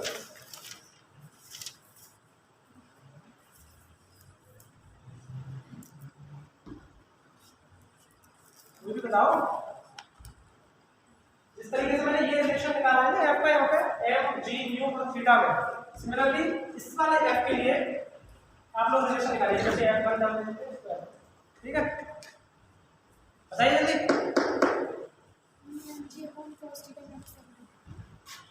Very good, mu mg upon cos theta minus, thank you so much, ठीक है। तो उन्होंने बताया, आप लोगों को बताने देने आया नहीं यार, mu mg upon cos theta minus mu sin theta, कुछ नहीं करना है, बस n को यहाँ पर रखना है, फिर जो x sin थीटा वाला टर्म है इसको उधर ले आना है, जैसे मैं यहाँ लेके आया था, फिर इस पूरे वाले टर्म को उधर भेज देना, आपको ये मिल जाएगा, ठीक है। अब वर्तन क्या होता है, फोर्स इनटू डिस्प्लेसमेंट। अब उसने बोला है कि डिस्प्लेसमेंट दोनों केसेस में बराबर है, d यहाँ भी हो रहा है, d यहाँ भी हो रहा है, तो थीटा दोनों केस में बराबर है, थीटा यहाँ पे भी है, थीटा यहाँ पे भी है। तो देखो cos theta minus mu sin theta और cos theta plus mu sin theta, केवल यही टर्म है जो इन दोनों में वेरी कर रहा है, बाकी दोनों टर्म तो सेम है ना सब में, म्यू mg है, म्यू mg है, यहाँ पे भी cos theta mu sin theta, यहाँ पर प्लस है, यहाँ पे माइनस है। तो जरा मुझे बताइएगा कि f1 बड़ा है या f2 बड़ा है? कुछ लोग कह रहे हैं f2 बड़ा है, कोई कह रहा है f1 बड़ा है, कुछ तो ऐसे होंगे जो कुछ कह ही नहीं जाओगे, ऐसे कितने अच्छे जो कुछ नहीं कह रहे हैं, कोई नहीं ऐसा, मतलब कोई सब कुछ ना कुछ कह रहे हैं। चलो बताइए f2 कौन कह रहा पड़ेगा, हाथ उठाइए प्लीज, जो हाथ नहीं उठा रहा मतलब वो कह रहा है f1 बड़ा है। तो कभी आप लोगों ने बताया कि सब तो कुछ ना कुछ कह ही रहे हैं। देखो थीटा जो है नियरली अबाउट 30 डिग्री है, ठीक है, और जो म्यू होता है कोएफिशिएंट ऑफ फ्रिक्शन, उसकी वैल्यू हमेशा 1 से छोटी होती है नॉर्मली, ठीक है, जो हमारे सरफेसेस होते हैं। तो ये जो म्यू sin थीटा वाला टर्म है ये cos थीटा से हमेशा छोटा आएगा, ठीक है, जिसकी वैल्यू लगभग आएगी 0.03 के आसपास, और इसकी वैल्यू आएगी लगभग 0.5 के आसपास, ठीक है। तो ये वाला टर्म हमेशा छोटा है, इससे तो cos theta minus mu sin theta, ये वाला जो टर्म है और ये cos theta plus mu sin theta, ये दो टर्म का एडिशन होगा, ठीक है। तो ये वाला टर्म बड़ा है तो ये f1 जो है वो छोटा हो जाएगा, ठीक है, और ये वाला टर्म है 0.5 से कुछ टर्म घटाओगे तो वाला टर्म घटेगा, तो ये f2 बड़ा हो जाएगा, समझ गए सब लोग। अब जरा बताओ कि वर्क डन इस इक्वेशन क्या होता है, fs cos थीटा, d दोनों में बराबर है, डिस्प्लेसमेंट cos थीटा दोनों में बराबर है, और f जो मैंने बताया था f वो वाला कंपोनेंट होता है जो डिस्प्लेसमेंट के अलाउंग है, ठीक है। तो डिस्प्लेसमेंट का कौन सा है, ये वाला कंपोनेंट का, f आपको जिसमें f आपको कम लगाना पड़ रहा है वही वाला केस ऐसा होगा जो आपके लिए प्रेफरेबल है, जो आप यूज करोगे ताकि आपको मिनिमम एफर्ट में आप इस ब्लॉक को मतलब मूव कर सकें। क्वेश्चन समझ रहे हैं आप लोग, क्वेश्चन क्या है, क्वेश्चन क्या था, ब्लॉक है उसको हमने ग्राउंड पर रखा हुआ है और हमें उसे कैसे करके मूव करना है, ठीक है। हमारे पास दो तरीके थे, या तो हम उसको पुश करें या हम उसको पुल करें। तो हमने क्या किया, हम फिजिक्स जानते हैं तो हमने दोनों में से उसको ट्राई किया पहले अपने पेन पेपर से कि देखते हैं कौन से केस में हमें कम एफर्ट लगाना पड़ेगा, कौन से केस में हमें कम फोर्स लगाना पड़ेगा। जाहिर सी बात है हम क्या चाहते हैं, चीज़ों को कम करना, कम काम करना पड़ेगा, ये तो चाहते हैं। तो हमारा यहाँ पर मोटिव ये था इस कैलकुलेशन से कि हम ये पता करें कि कौन सा केस ऐसा है पुश और पुल में से जिसमें हमें कम एफर्ट लगाना पड़ेगा और हमारा काम हो जाएगा, क्योंकि तो दोनों में ही हो रहा था, इसमें भी डिस्प्लेसमेंट है, इसमें भी डिस्प्लेसमेंट है, ठीक है। तो हमने इस पूरा सॉल्व करके ये निकाल दिया कि f1 बड़ा है, f2 बड़ा है। अब हमें क्लियर दिख रहा है कि f2 बड़ा है और f1 छोटा है, किसी को इसमें तो डाउट नहीं है। तो इसका मतलब f1 कौन सा केस था, ये वाला, यानी कि पुल वाला जो केस है वो एफिशिएंट है रेदर देन पुश। ये आप लोग क्या करेंगे, कमेंट अपने क्वेश्चन समझ गए, क्लियर है सबको, कोई दिक्कत, ठीक है। कोई नोट करने में इंटरेस्टेड है, नोट कर लिया, वेरी गुड। चलिए फिर अगला टॉपिक लिखिए,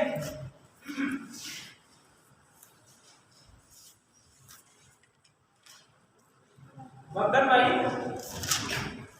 अच्छा एक बात और, आप लोगों ने यहाँ पे ये देखा कि मैं जब इंटीग्रेशन कर रहा था तो मैंने लिखा था f और ds का इंटीग्रेशन, ठीक है। जब मैंने फॉर्मूला लिखा था पहला वाला, मैंने लिखा था ना f डॉट ds पर इसका इंटीग्रेशन इनिशियल पोजीशन से फाइनल पोजीशन, लेकिन उसमें मैंने सीधे लिख दिया था कि f इनटू s, सीधे करके लिखा था कि नहीं, मैंने कहा था ना कि ds को इंटीग्रेट कराएंगे तो f हो जाएगा, आता ना आप लोगों ने। तो वहां पे किसी को ये पूछना चाहिए था कि सर हम ऐसा डायरेक्ट कैसे कर सकते हैं, मतलब ऐसा भी हो सकता है कि जो f है वो तो ds का फंक्शन हो, जैसा आपने एक्सेलरेशन के केस में देखा होगा, जब हमने आपको एक्सेलरेशन पोजीशन पढ़ाया होगा तो हमने लिखा होगा कि v minus a equals to dv upon dt, dv equals to a dt, फिर a को जब बाहर ले आए होंगे और dt को इंटीग्रेट कर दिया होगा, ठीक है। लेकिन फिर आपने अगली बात देखा होगा कि ये भी टाइम का फंक्शन है, देखा था ना, नहीं देखा था? चलो कोई बात नहीं। मतलब मेरा कहने का मतलब ये है कि W इक्वल्स टू हमने लिखा था F फैक्टर डॉट ds, ठीक है, initial position to current position, ये हमने लिखा। फिर मैंने लिख दिया कि इसमें डायरेक्ट ds को मैंने ऐसे लिख दिया और मैंने लिख दिया F इनटू डॉट को है ये और S फैक्टर, और फिर मैंने दोनों को Fs cos थीटा लिख दिया, ठीक है। ऐसा भी तो हो सकता है कि F जो है वो इस ds का ही फंक्शन हो और ये इंटीग्रेशन से बाहर ही ना आ पाए। जैसे अगर ये बात की हुई है 1 डॉट dt तो ये सही है, इस 1 को बाहर ले आओ, ठीक है। लेकिन अगर ये कहा 1 इनटू t डॉट dt तो इस t को बाहर लेके आ सकते हैं क्या? t का ही तो इंटीग्रेशन हो रहा है, तो t को तो बाहर लेके जा सकते हैं। कहने का मेरा मतलब ये है कि f वेरिएबल भी तो हो सकता है। अभी तक तो क्या था कि f कांस्टेंट था तो उसको बाहर ले रहे थे, लेकिन ये f वेरिएबल भी तो हो सकता है। उसी वेरिएबल के इसमें दूसरा टॉपिक लिखेंगे work done by variable force, ठीक है। Work done by variable force,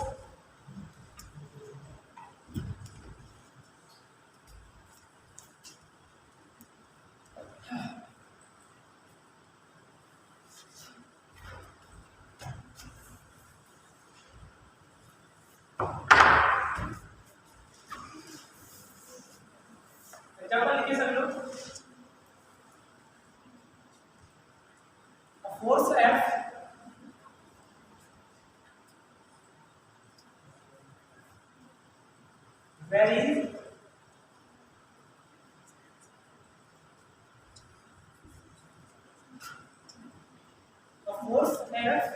varies with respect to x या with respect to displacement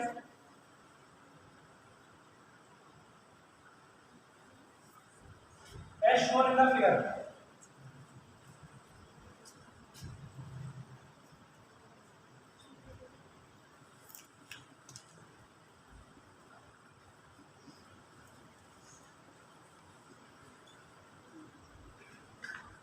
ये समझे? फोर्स F, इस डायग्राम को बना लीजिएगा, सही से बनाइएगा, ठीक है। ये यहाँ पे 5 है और मतलब लाइन में ये 10 है, ये 10 है और यहाँ पे 10 है, ठीक है। मतलब ऐसे क्या हुआ? क्या घर से कॉल आ गया, जाओ, जाने वाले को कौन रोक पाया यार? जाओ, ये डायग्राम बना लीजिएगा, ठीक है। आप बिल्कुल बनाओ।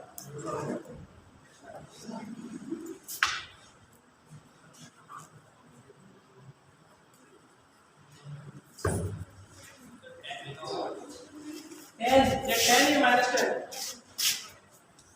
A force F varies with respect to position x as shown in the graph. Find the work done from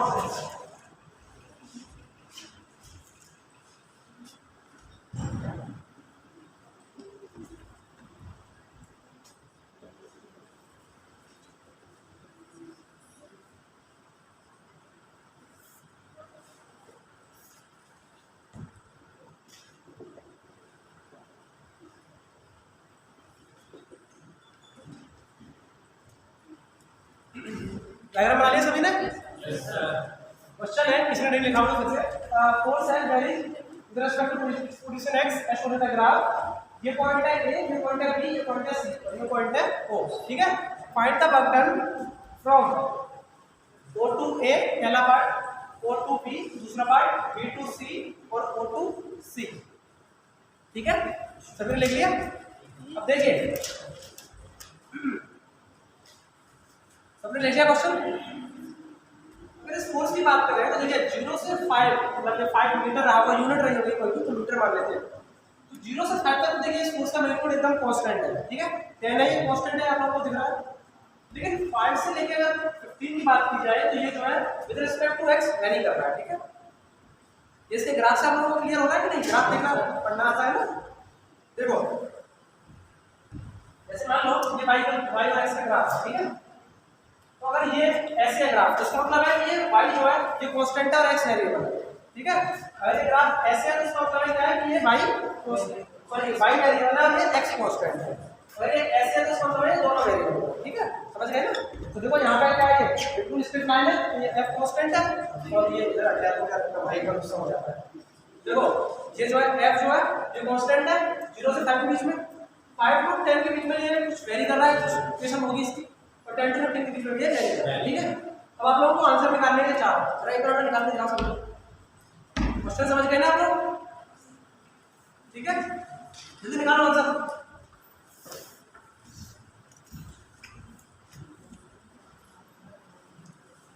देखो कैसे निकालेंगे, जरा मैं आपको सबसे आसान वाला करके दिखा देता हूँ, कठिन वाला आप लोगों को, ठीक है। अब क्या integration of F vector dot D S, ठीक है। देखो मैं आसान वाला कर रहा हूँ, 0 to 2 वाला। तो O2 के बारे में क्या है, ये कांस्टेंट है, फोर्स F बिल्कुल कांस्टेंट है। तो मैंने क्या कहा था, अगर फोर्स कांस्टेंट है तो इंटीग्रेशन से बाहर आ जाएगा, ठीक है। क्योंकि कांस्टेंट है और 5 मतलब कितनी है, 10 है, 10 तो कांस्टेंट क्यों होता है, तो बाहर आ जाएगा 10 into integration of ds O2 a, ठीक है। O का ds कितना है 0 और a का ds कितना हो गया 5। ये क्या है, ये ds वेक्टर, इसकी पोजीशन यहाँ पे देखो, ये 5 है, यहाँ पे 10 है, यहाँ पे 15 है। तो ds का कितना हो जाएगा s और ds का इंटीग्रेशन कितना हो जाएगा s, और s की लिमिट रख देंगे 5 माइनस 5 into 10 50। जरा आगे वाला करो। हाँ कोई दिक्कत? हाँ तो अगला वाला करो, तो कोई दिक्कत नहीं है, तो O2 भी वाला कर दो।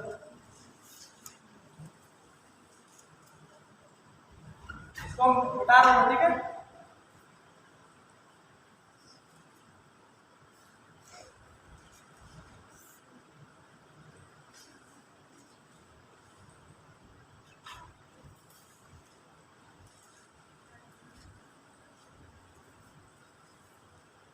चलो आप लोगों को थोड़ी मदद कर देता हूँ। देखो सबसे पहले क्या है कि हमें इस f का इस डिस्प्लेसमेंट के साथ रिलेशन क्या है, हमें ये तो पता चल रहा है कि हाँ ये x के साथ वेरी कर रहा है, ये तो सबको पता चल ही रहा होगा कि x के साथ वेरी कर रहा है, लेकिन कैसे वेरी कर रहा है ये हमें नहीं पता है। कांस्टेंट तो हमें पता है कि कांस्टेंट है तो वेरी नहीं कर रहा है, लेकिन इसमें हमें ये पता करना है सबसे पहले कि वेरी कैसे कर रहा है। वेरी करने के लिए हम क्या करेंगे, ये क्या है, स्ट्रेट लाइन दिख रही है आप लोगों को। अब स्ट्रेट लाइन की इक्वेशन लिखना वैसे तो बहुत कठिन काम है आप लोगों के लिए, लेकिन शायद किसी को तो आता ही होगा, तो मैं इसका सवाल चेक कर देता हूँ। ये देखो ये वाला पॉइंट क्या होगा 10,0 होगा, ये वाला पॉइंट 10,0 होगा। मैं बहुत घातक सवाल पूछने वाला था, इसका आपका स्लोप बताओ।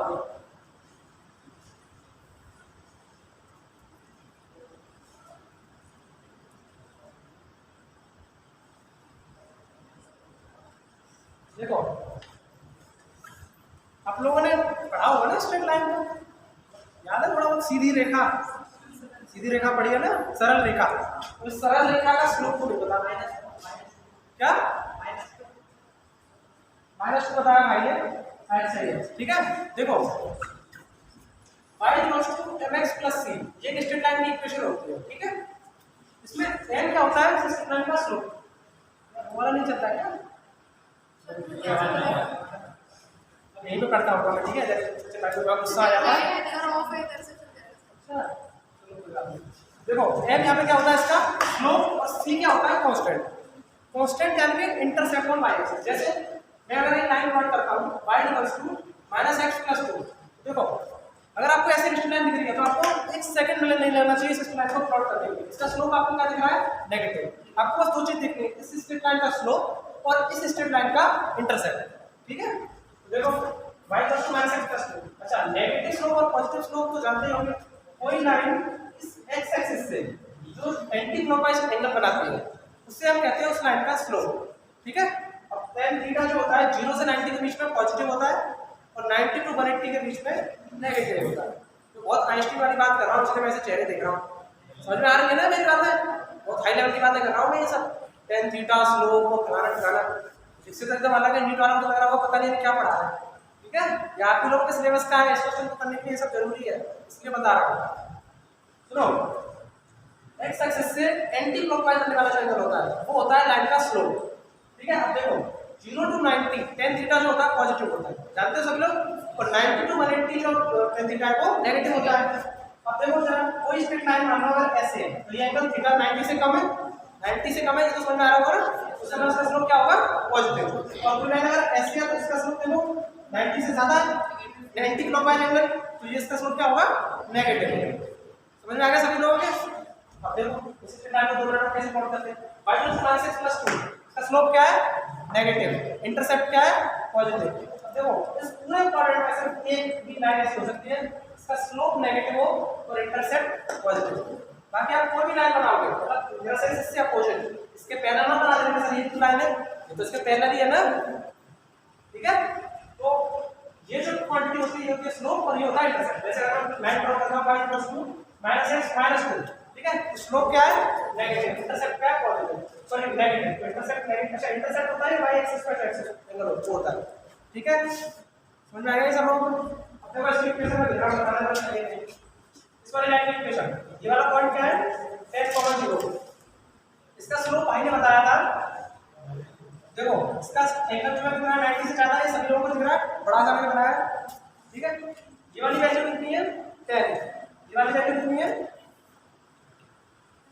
ये वाली वैल्यू बताएगा मुझे यार, कितनी वैल्यू बतानी है बस कितनी वैल्यू, तो हमें इस लाइन का स्लोप चाहिए ना, केवल इतनी वैल्यू तो बताएंगे, तो ये कितनी है 5 tan थीटा अगर इसमें लिखेंगे तो कितना हो जाएगा 10/5, लेकिन हम ये जानते हैं कि एंटी क्लॉकवाइज इसका एंगल मतलब एंटी क्लॉकवाइज का एंगल जो ज्यादा है से इसका स्लोप कितना होगा -2, ठीक है। समझ में आ गया सभी का? तो इक्वेशन हो जाएगी y = -2x + c। अब इस c को निकालने के लिए क्या करेंगे, कोई भी स्ट्रेट लाइन जो है वो जिस पॉइंट से पास कर रही है उस पॉइंट को सेटिस्फाई जरूर करेगी। सेटिस्फाई का मतलब है कि उस पॉइंट को उसमें रख दो, सब कुछ मतलब कटा के 0 आना चाहिए, समझ रहे हैं? जैसे y = -2x + c को कैसे लिख सकते हैं, y + 2x - c = 0, ठीक है, इसको जब ले आया। अब इस पॉइंट को इसको सेटिस्फाई करना चाहिए 10,0, जरा रख के देखो y की वैल्यू 0 रख देंगे +2 x की वैल्यू 10 रख देंगे -c = 0, बाकी कैलकुलेशन करने के बाद निकल जाएगा 20, ठीक है।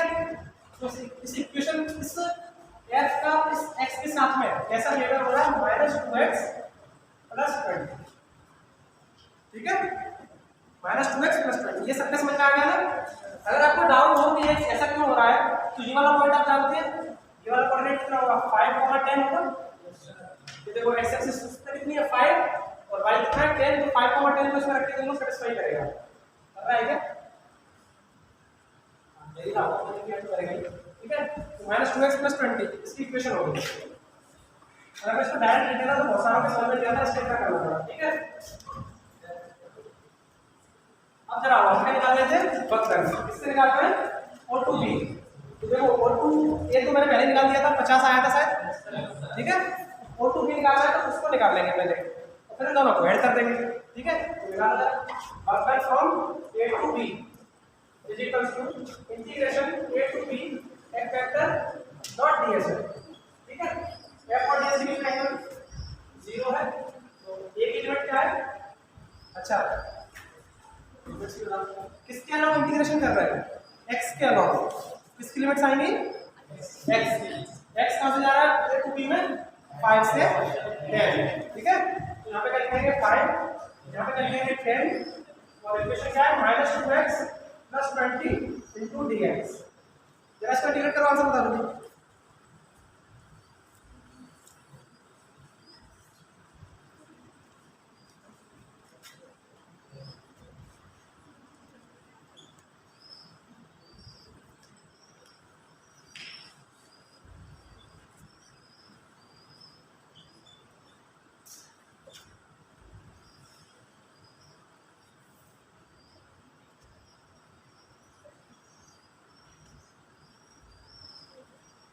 राइट किसी का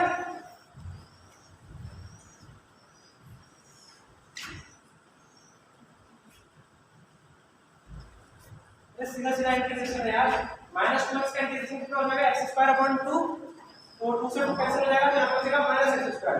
20 का इंटीग्रेशन 20x, लिमिट रख देंगे 5 to 10, 10 रखेंगे तो -100 + 200, ये माइनस आएगा तो माइनस प्लस हो जाएगा +25, ये -100 100 100 हो जाएगा +25 आंसर आएगा, ठीक है जी। सबको क्लियर है इंटीग्रेशन? थोड़ा तेज बोलो। Yes sir. इनको बुलाना जरा आपको। हाँ कुछ चल रहा है यहाँ पे, कोई दिक्कत तो नहीं है? मुझे लग नहीं रहा है आपको दिक्कत हो रही है, दिक्कत होनी चाहिए, ठीक है। ये सब काम को वहाँ बाहर भी कर सकते हो, जहाँ पे अपना टाइम वेस्ट कर रही हो बेवजह, ठीक है। यहाँ पे टाइम वेस्ट मत करो, बाहर करो, बाहर अच्छा ये इंटीग्रेशन मैंने किया, किसी को दिक्कत तो नहीं है? अब आप इस वाले इंटीग्रेशन को कीजिए और आंसर बताइए। बी टू सी, क्योंकि ये भी निकालना है ना बी टू सी। थर्ड वाला पार्ट कराएंगे आप लोग, जल्दी कीजिए और ऑप्शन ही नहीं है कोई दूसरा।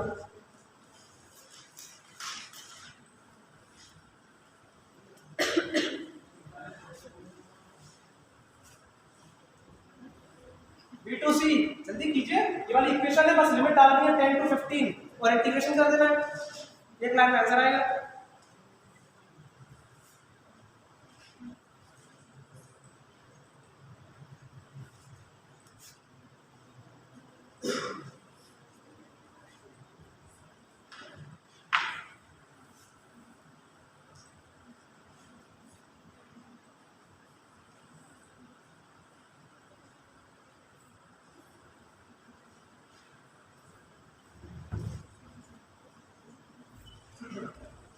तो एक तो आंसर बता दो एटलीस्ट, माइनस 25, वेरी गुड। और कोई देखो,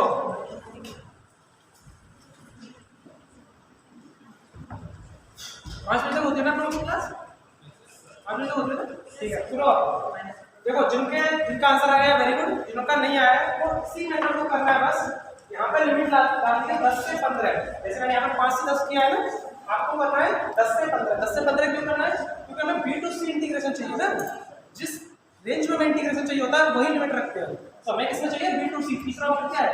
बी टू सी। तो बी पे वैल्यू कितनी है? 10, सी पे कितनी है? 15। यहाँ पे 10 से 15 कीजिएगा, सेम इसे बस 10 से 15 कीजिएगा, आंसर आएगा -25। लेकिन ये तो था बहुत लंबा method.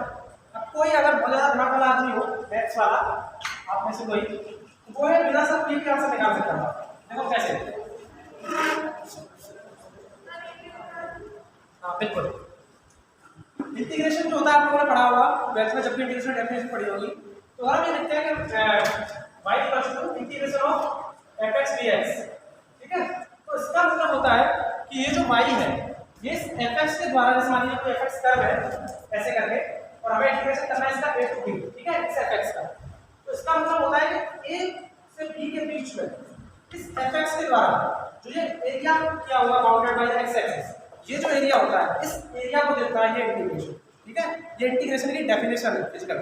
Integration a to b fx dx is always equals to the area closed by the curve from a to b, मतलब a से b के बीच में जो एरिया बाउंडेड होगा कर्व के द्वारा अराउंड द x एक्सिस, उस इंटीग्रेशन, उस एरिया को देता है इंटीग्रेशन। देखो जैसे a to b के बीच में हमने आंसर निकाला था 25, मेरा इसका एरिया निकाला तो इसका ट्रायंगल दिख रहा है आप लोगों को 1/2 इनटू बेस कितना है, ये वाला बेस 10⁻5 इनटू हाइट 10, 2 से 2 टाइम्स 25। सिमिलरली आप इसका निकालोगे तो -25 आएगा, ठीक है। ऐसे आप डायरेक्ट नहीं कर सकते। ये ग्राफ को बस आपने इतना नंबर दे दिया, क्वेश्चन दे दिया, वो इसलिए क्या, क्योंकि जब आप क्वेश्चन करोगे ना तो अब जो है कंपटीशन का लेवल थोड़ा अच्छा हो गया। वो आपको ऐसे क्वेश्चन नहीं देगा, क्योंकि ऐसे क्वेश्चन तो वहाँ पे बच्चे 1 सेकंड में कर देंगे, उससे चाहिए उनका थोड़ा टाइम खर्च हो। तो वो क्या करेगा कि इसकी जगह आपको एक इक्वेशन दे देगा, लाइक ऐसे स्क्वायर इक्वेशन या क्यूबिक इक्वेशन, समझ रहे हैं। सिर्फ ऐसा आपको करना है क्या उसमें, उस इक्वेशन को निकालना है। जैसे मान लो यहाँ पे इक्वेशन आ जाती है x², ठीक है, मान लो x² आ जाता है, तो x² का इंटीग्रेशन क्या हो जाता है x³/3, ऊपर से लिमिट रख देनी है, तो आंसर आ जाएगा। इसलिए मैंने आपको कराया कि ये ट्रेडिशनल वे है, इसमें तो क्या है, ट्रायंगल का एरिया सीधे पता है तो आपने कर दिया। लेकिन आपको इसका एरिया पता है सारे कर्व का क्या एरिया आएगा, नहीं पता ना, तो इसका आपको इंटीग्रेशन वाला मेथड करना पड़ेगा, ठीक है। पहले इंटीग्रेशन वाले मेथड से आंसर निकालिए, इंटीग्रेशन वाले के बाद ये एरिया निकाल के आंसर निकालिए और चेक करिए कि सही आया कि नहीं, ठीक है। ये था मकदम भाई वेरिएबल फोर्स, इसमें क्या था, ये x जो है वेरिएबल, ठीक है। अगला टॉपिक लिखिए,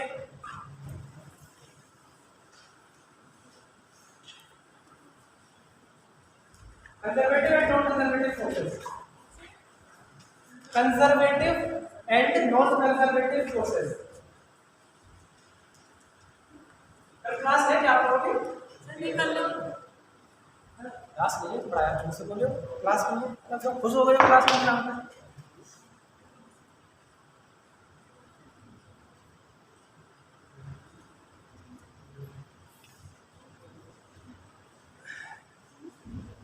अब देखो, जैसे अभी हमने ये वाला क्वेश्चन किया तो इसमें क्या था, मैंने आपसे क्या कहा था, जैसे मैंने कर दिया, आप लोग याद कर लो, यहाँ पे एक कर्व है, ठीक है। देखो यहाँ पे कर्व दिख रहा है आप सभी को, यहाँ पे अभी जो करता है उसी कर्व को एज्यूम कर लो, वो कर्व यहाँ पे दिख रहा है। तो यहाँ पे था कुछ बी पॉइंट, यहाँ पे था कुछ सी पॉइंट, देखो जरा 3.13 तो मैंने क्या कहा था आप लोगों से कि इस कर्व का एक्स के साथ रिलेशन निकालो, फिर उस कर्व को इंटीग्रेट करो, ठीक है। तो बेसिकली वो क्या था, कंजर्वेटिव और नॉन कंजर्वेटिव फोर्सेस क्या होते हैं। तो देखो कई तरह के फोर्सेस हैं, जैसे मान लीजिए जो हम बॉडी पर लगाते हैं वो वाला एक फोर्स, एक जो एफ फोर्स लगाता है, मतलब जो ग्रेविटेशनल फोर्स जो फोर्स लगाता है वो वाला फोर्स, एक स्प्रिंग का फोर्स आप लोगों ने देखा होगा कि एक्स करके होता है, स्प्रिंग जानते हैं नहीं? किसी को घर जाने की जल्दी तो नहीं है? कोई ऐसा नहीं जिसको घर जाने की बहुत ज़्यादा भारी जल्दी हो? थोड़ा बस स्प्रिंग एक स्प्रिंग है, ठीक है। स्प्रिंग तो सभी ने देखी होगी। स्प्रिंग की क्या प्रॉपर्टी है, जैसे मान लीजिए अभी जो है मतलब बहुत अच्छे बच्चे के पास है ये, तो उसको इधर से उधर नहीं कर रहा है, तो अच्छी तरह से रखी हुई है, ठीक है। फिर आप में से किसी के हाथ में आ गया और आपने क्या किया, इस तरह खींचना शुरू कर दिया ऐसे, ठीक है। तो होगा क्या कि जैसे आप इसको खींचोगे तब पता है कि जैसे तो कोई मार करा तो ये तो खींचेगा नहीं, लेकिन स्प्रिंग क्या है वो थोड़ी सी खींचेगी, ठीक है। उसकी बनावट कुछ ऐसे है कि उसको थोड़ा सा प्रेशर के डाला जाए तो वो खींचने लगती है बाहर की तरफ, लेकिन जब आप इसको ऐसे खींचोगे तो आपको पता चलेगा कि स्प्रिंग तो आपकी फोर्स की तरफ अंदर की तरफ फोर्स लगा रही है, मतलब जो उसकी नेचुरल पोजीशन है उसकी तरफ जाने की कोशिश कर रही है स्प्रिंग। अभी स्प्रिंग खींचेगा नहीं आप लोगों, और ऐसे ही जब आप इसको ऐसे कंप्रेस करोगे तो आपको पता चलेगा कि जैसे आपने इसको थोड़ा सा कंप्रेस किया तो आपको हाथ को बाहर की तरफ फोर्स लगाएगी और आपको मतलब आपके हाथ को बाहर की तरफ मूव करने की कोशिश करेगी। तो स्प्रिंग की जो टेंडेंसी है वो ये है, इसका जो फोर्स है वो होता है k/x, यहाँ पे x है इसका displacement from its mean position, मतलब जो इसकी नेचुरल पोजीशन है।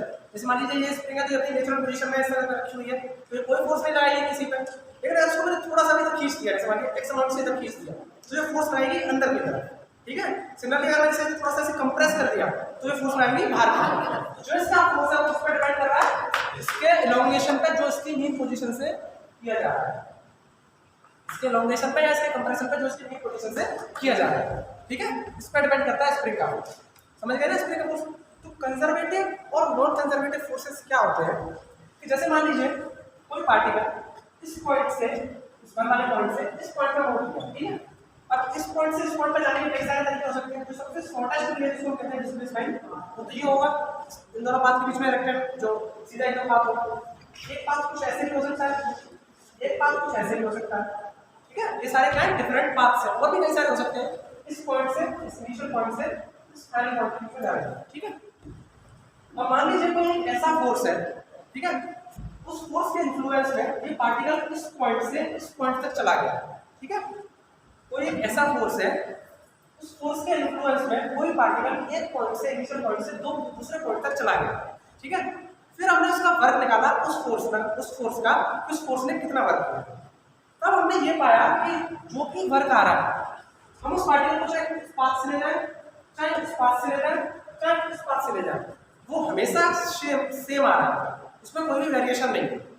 कहने का मतलब ये है conservative forces are those forces whose work does not depend on the path rather than it depend on the initial and final position that the particle follow। मतलब इस पार्टिकल को इस ए पॉइंट से इस बी पॉइंट तक ले गया और फिर आपने फोर्स निकालना तो वर्क निकालना शुरू किया। पहले आप इस पाथ से ले गए, फिर आप इस पाथ से ले गए, फिर आप इस पाथ से ले गए, और आपने देखा कि हर एक पाथ पे उसका जो वर्क डन आया है वो सेम आया।